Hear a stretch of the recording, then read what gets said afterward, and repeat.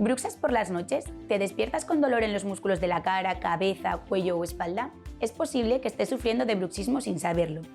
El bruxismo puede causar diversas consecuencias, como el desgaste de los dientes, dolor mandibular o dental, problemas en la articulación temporomandibular, dolor en las encías, dolores de cabeza e incluso fracturas dentales. Para tratar el bruxismo, contamos con soluciones como la férula de descarga y la fisioterapia para la articulación temporomandibular. Ven a visitarnos, te ayudaremos a diagnosticar el problema y encontrar el tratamiento adecuado para ti.